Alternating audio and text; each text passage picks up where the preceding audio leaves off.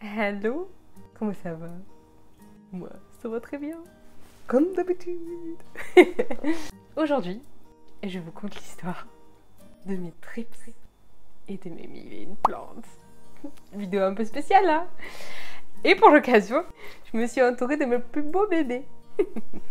Regardez-moi ça, moi les big là, je l'aime trop. Mes gloriosa. Non, aujourd'hui on va essayer de faire une vidéo un peu sérieuse. Je dis bien on va essayer, hein. On va essayer parce que c'est un sujet très sérieux. Très sérieux. Parce que là aujourd'hui je vous parle, je suis contente, hein. Mais la première fois que j'ai eu affaire à ça, comment vous dire, la panique.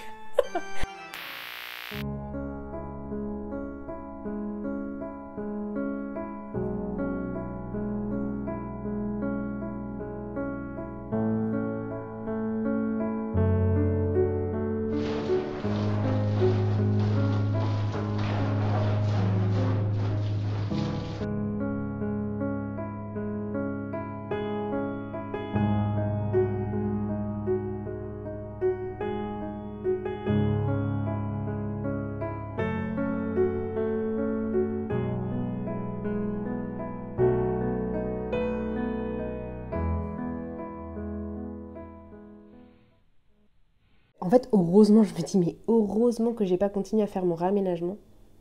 Parce que elle, je l'aurais déplacée à droite, à gauche, pour essayer, pour voir, pour checker où est-ce qu'elle était la plus belle. Nanana, nanana. Et j'aurais infecté toutes mes plantes, tout ça parce que j'ai pas vérifié bien comme il fallait. En plus, j'avais vu un truc de loin. Je me suis dit, non, c'est bon. C'est juste des petits copeaux de terreau. C'est bon, c'est rien, pas besoin que je regarde plus précisément. Je me déteste tellement. Enfin bref, je me déteste pas tant que ça, parce que je m'en suis aperçue quand même à temps. Non, plus sérieusement, on va essayer de faire une vidéo un peu structurée, où je vous parle de mon expérience, de ce que j'ai fait. Alors, pour tout vous dire, cette vidéo aurait dû sortir bien avant. Parce que franchement, ça fait 4-5 mois que j'ai eu ma première invasion de trips. Bon, je dis invasion, c'est un grand mot, parce que ça va, c'était quand même assez raisonnable.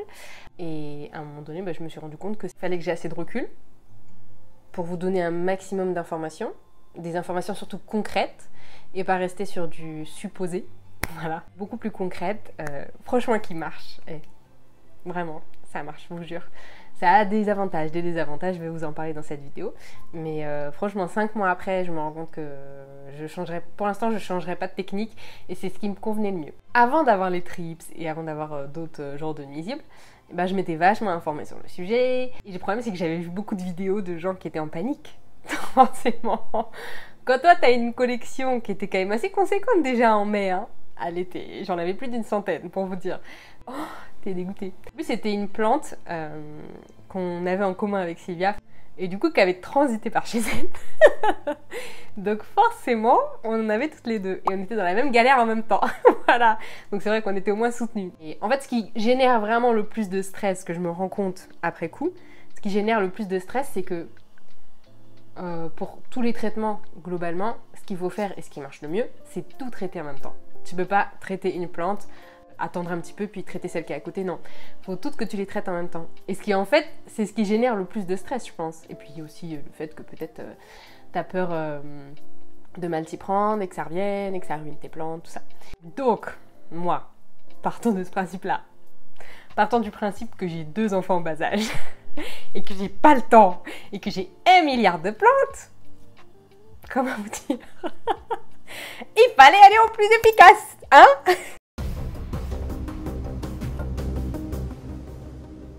Le premier réflexe que j'ai eu, c'était de traiter au savon noir, ce que j'avais, à l'huile de Nîmes. Et voilà, c'est tout ce que j'avais. Mais je savais, d'après l'expérience de ma sœur et des gens que je voyais sur les réseaux, que ça revenait.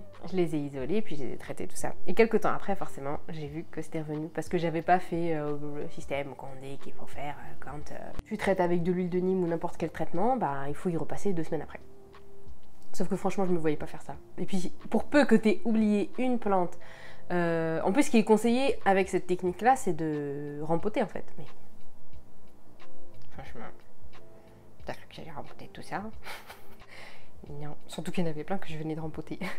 Donc non, non, nope, nope, nope, nope, nope, nope, nope, nope, nope. Non, c'est hors de question.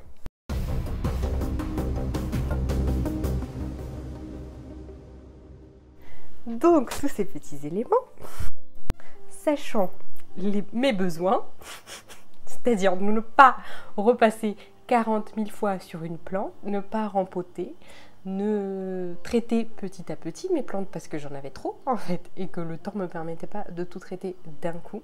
En plus j'ai un étage, donc la salle de bain est en haut, je me voyais pas tout faire la même journée, franchement, et faire ça plusieurs reprises, à chaque fois que je vais réavoir des insectes, franchement non. Du coup, il fallait trouver une technique qui était efficace pour moi. Heureusement Sylvie avait fait ses petites recherches et m'avait parlé d'un petit truc très intéressant, la terre de diatomée. J'en avais déjà eu une petite expérience par rapport à des punaises de lit, hein. Et je sais que c'était efficace. D'ailleurs, si vous voulez que je vous parle de ça, n'hésitez pas à me dire parce que franchement, c'était il y a 2 ans et j'ai réussi à m'en débarrasser sans insecticides, sans produits chimiques. Et bon, ça a été short, hein, ça a été dur. Mais ça m'a un peu traumatisée d'ailleurs. Mais j'ai réussi. Et j'ai réussi toute seule, sans aide extérieure. Voilà, on va fermer le petite parenthèse. Mais si ça vous intéresse, dites-le moi en commentaire, je pourrais vous faire une petite vidéo sur le sujet. Donc, je me suis dit pourquoi pas pour les plantes. Alors, la terre de diatomée. J'ai la petite définition devant moi parce que... Hein, pourquoi je devrais connaître tout par cœur, hein? C'est une variété de diatomite, une roche sédimentaire silicieuse d'origine organique et fossile. Et du coup, c'est composé de restes de fossiles de diatomée. Voilà. Il y a des choses à savoir avec la terre de diatomée. La première, c'est que c'est pas nocif pour l'être humain, sauf si tu la respires, parce que c'est des particules tellement fines qu'il vaut mieux se protéger juste les poumons avec un masque ou voilà, quand tu les respires, parce que c'est vraiment très très volatile. Donc c'est la seule chose vraiment qu'il faut prendre en considération quand tu utilises ça pour ta propre santé, quoi. Ça, faut faire attention. La deuxième chose, c'est que la terre de diatomée, ça marche pas quand c'est mouillé ou humide. Ça marche pas. Ce qui va faire que c'est un insecticide naturel, c'est que la composition est tellement abrasive que ça va couper en fait. Les petites rupes, ça va les couper. Ça va leur cisailler leur carapace. Et la terre de diatomée, c'est tellement absorbant. C'est dégueulasse, hein. Ferme tes oreilles si t'as pas envie d'entendre le reste. La terre de diatomée va absorber leur fluide corporel. Ce qui fait que ton insecte, peu importe lequel c'est, il va dead. Hein? Adios amigos. Adios amigos. Voilà. Et nous, c'est ce qu'on cherche. Le côté abrasif, c'est ce qui est le plus intéressant. Et donc, si c'est mouillé, ça sera plus abrasif. Et du coup, ça marchera plus pareil. Et puis, ça aura déjà absorbé l'eau qui est autour. Donc, il faut vraiment que ça soit sec. L'autre chose à savoir, c'est que la terre de diatomée, il y a plusieurs... elle peut être créée de plusieurs façons. Il faut que ta terre de diatomée soit non calcinée. C'est le truc à retenir vraiment.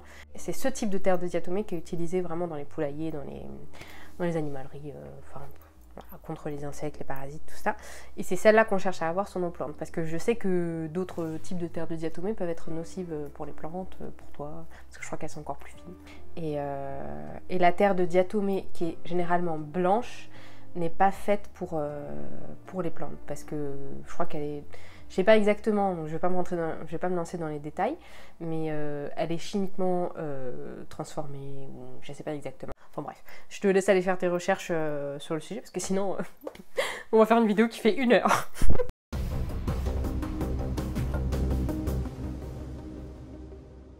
La première des choses, c'est qu'avant d'avoir les trips, faut que tu aies tout ce matériel d'expérience. Je te le dis, achète avant. Tu sais pas quand est-ce que tu vas en avoir. Au moins en petite quantité. Ou même si tu n'achètes pas et que tu as un copain ou une copine, moi en l'occurrence c'était ma soeur, peut te donner des petites quantités de ça au cas où tu puisses faire face à l'invasion sur le coup. Tu te retrouves pas démuni face à la situation. Vaut mieux que tu aies ça de côté, quoi. Vaut mieux. Puis si ça se trouve, t'en auras jamais, et je te souhaite que t'en auras jamais, et que je sois pas dans mon cas, et que cette vidéo te serve à rien. Voilà. Donc qu'est-ce que je fais moi quand j'ai une invasion? Je fais le truc un peu classique que tu vois un peu chez tout le monde, c'est-à-dire j'isole, je douche, ça c'est indispensable, surtout qu'avant n'importe quel traitement c'est mieux que ta plante soit mouillée, parce que sinon ça risque d'être dangereux pour ta plante. Donc tu la douches et tu la sprays avec un mélange d'huile de Nîmes, de savon noir et d'eau. Donc tu mélanges les 3 composants ensemble. J'utilise 5 cuillères à soupe de savon noir dans 1 litre d'eau et l'huile de Nîmes j'utilise à peu près 5%. Je fais à l'œil. Des fois j'avoue que j'y rajoute un petit peu. Des fois dès que ça me saoule. Le savon noir c'est celui-là que j'utilise. Donc ils disent bien 5, je l'ai trouvé sur Amazon pour le jardin. Ouais, 5 cuillères à soupe de savon noir liquide pour 1 litre d'eau. Voilà, c'est celui-là. Moi, ça et mon huile de Nîmes, celui-là. Aussi sur Amazon, que j'ai trouvé.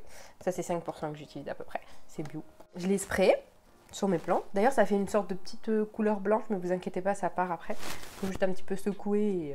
Et, normalement, il ne devrait pas y avoir... Ça reluit, en fait, après, vous voyez. C'est trop beau. J'aime bien. Bon, elle n'est pas dépoussiérée, mais... Voilà, les plantes reluient après. Ce mélange-là, j'ai toujours laissé sur mes plantes. Je sais qu'il y en a certains qui disent qu'il faut rincer. Moi, j'ai jamais rincé. Je sais que la lumière, ça peut abîmer un petit peu les feuilles quand elles sont traitées avec ce mélange-là. Et moi, franchement, ça n'a jamais rien fait. Mais essayez. Essayez pour pas abîmer vos plantes. Essayez sur une petite partie. Voyez, parce qu'il y a tellement de paramètres qui sont différents entre chez vous, chez moi. Voilà. La différence peut se faire à un paramètre qui fait que, voilà, ça fonctionnera pas forcément. Et franchement, j'ai essayé sur tous les styles de matière, de feuilles quoi je veux dire, et ça m'a jamais, ah si, ça a abîmé un truc de toutes mes plantes, parce que j'ai traité toutes mes plantes, vraiment toutes. La seule chose que ça a abîmé, c'est mes oxalis. Ça les a... C'est pas la terre de diatomée qui a fait ça. Et ça faisait ça en fait. Ça c'est les anciennes feuilles. Hop. Ça faisait ça quoi. Ouais, ça m'avait fait ça. Une petite tache bizarre. Bref, je fais ça.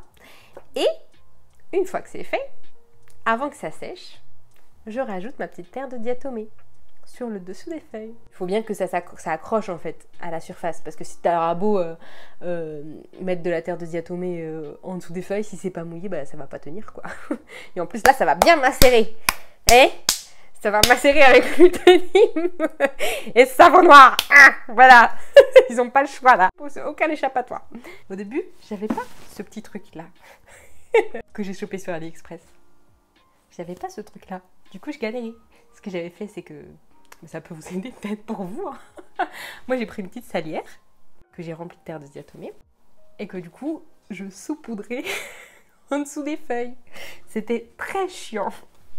Mais c'est pas grave, c'était une fois et basta. Et du coup, la terre de diatomée que j'ai sur Amazon, que j'ai trouvée. Et c'est celle-là. Vous voyez, j'ai la même depuis le début.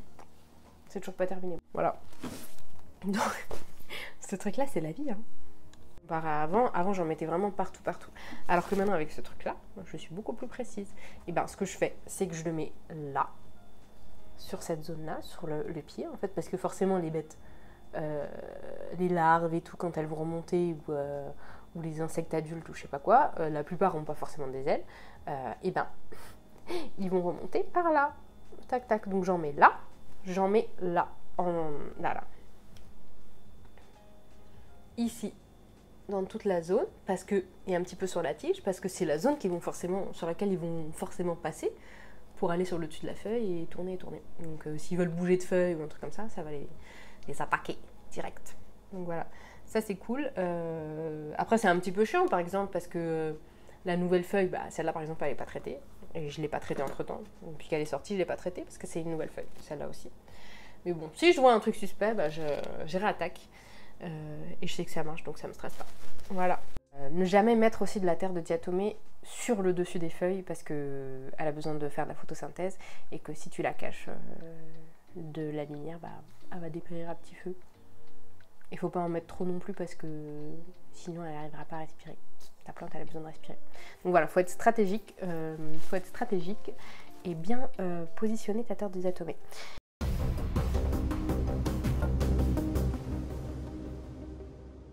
Concrètement, après 5 mois, ça marche pas que sur les tripes.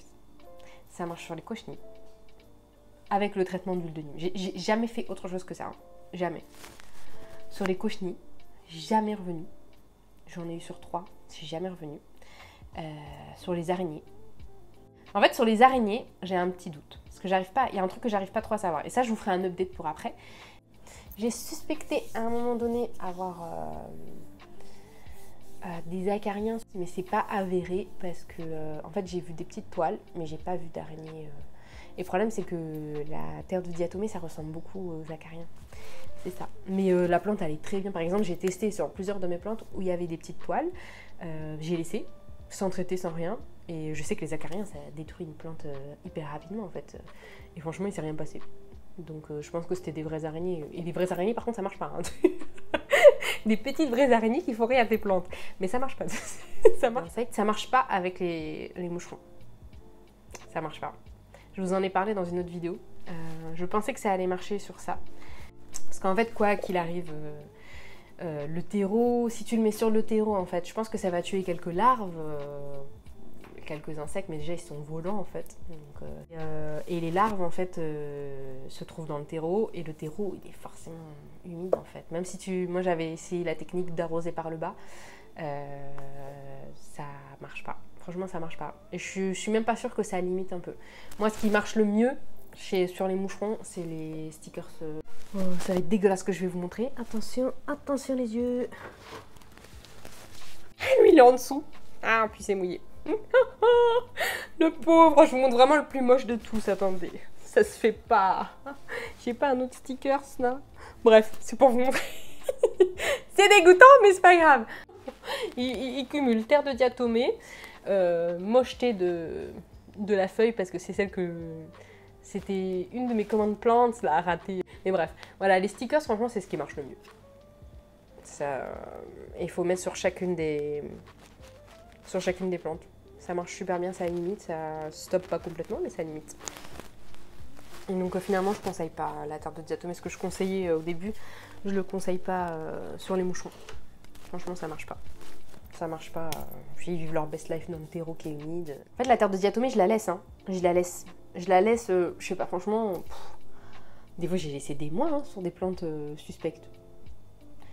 J'ai laissé des mois parce que j'avais pas envie de me prendre la tête avec des nouvelles invasions, tout ça.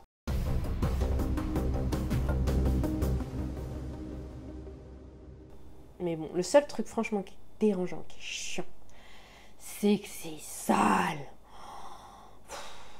Genre, en fait au début j'en mettais partout. J'en mettais jamais au-dessus, mais j'en mettais en dessous. Et le problème c'est que quand tu touches la plante, bah... Est-ce que j'ai un exemple là?